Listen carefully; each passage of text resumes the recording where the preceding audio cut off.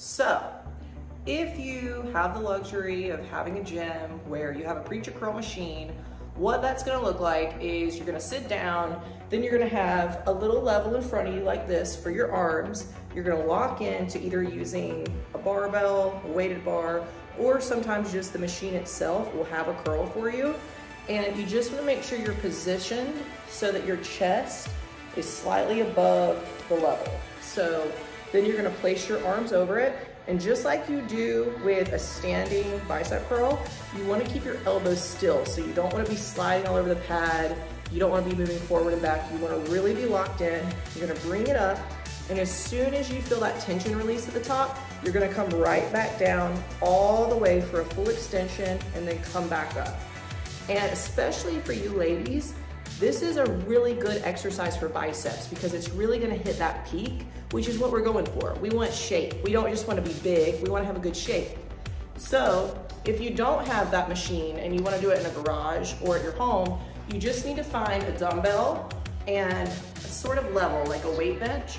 You can adjust it so it's on a really low incline and do single arm. So you have one arm in front of you, you're gonna go all the way down, come up, squeeze, squeeze, squeeze, then pause at the top for a strong squeeze, and then control it all the way down through your fingertips before rolling back up.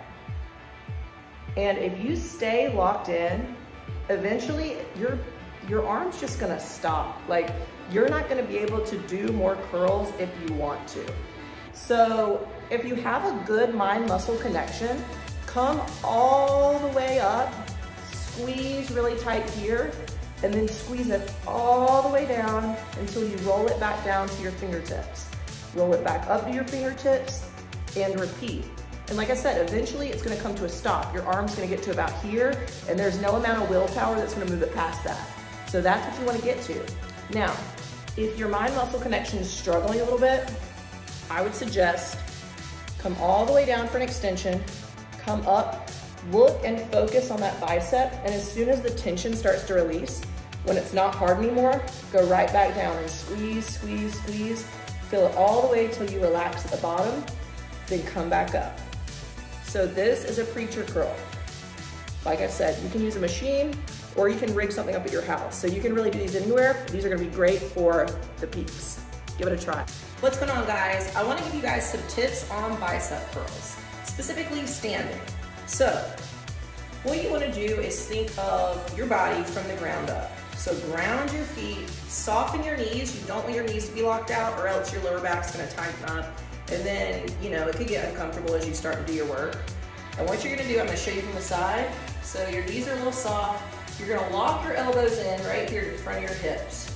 So this is where my elbows are, and this is where they're gonna stay the whole time.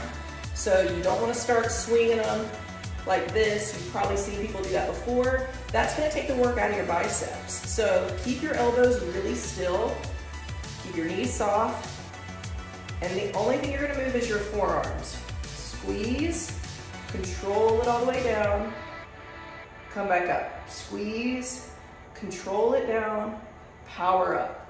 So this is what it's gonna look like. And just like I say for any sort of bicep curl, if you stay locked in and you really hone in on thinking hard about your bicep and you leave it to do all of the work, your arm's just gonna stop moving when you're maxed out. So you're gonna come up here and all of a sudden it's just gonna stop. And there's gonna be no amount of willpower to move that farther. You're gonna either have to swing it to finish or you're gonna have to surrender. So go ahead and surrender once you lose your form, or if you wanna really burn it out, stay locked in as long as you can, and then when you stop, just go ahead and do some messy reps to get the rest out.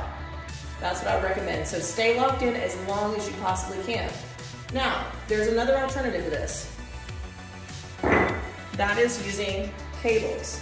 So you can use a straight bar or you can use ropes like this, but the same rules are gonna apply. You're gonna keep your knees soft, keep your elbows locked in, come up, squeeze, control it down, then power it back up. Squeeze all the way down and power it back up. So from the side, this is what it looks like. And keep in mind, you can use your breathing. So I blow out here, breathe in. Blow out, breathe in. So in a lot of these exercises, using your breath is gonna be really helpful. So breathe into the power up, then slowly release, but keep that control and squeeze the muscle you're working. All right, my favorite way to end on arm day is forearms. We don't want to neglect those. If we do, our arms are gonna look silly because we're gonna have this nice big bicep and tricep, and we're gonna have this little pencil. So don't neglect the forearms. My favorite go-to for forearms is just a standard forearm curl, just like this, using 2 dumbbells. You can do this using bands. You would just place the band in your hand and roll it like so. But the cool thing about using dumbbells is you can really incorporate your fingertips. So just to show you from the front, you're gonna roll them all the way down into your fingertips until it feels like you're about to drop them. And then you're gonna take them and roll them back up like this and squeeze really hard at the top. So you're squeezing your forearms. So again, this is what it'll look like in action. Squeeze, go down to fingertips, and right back up.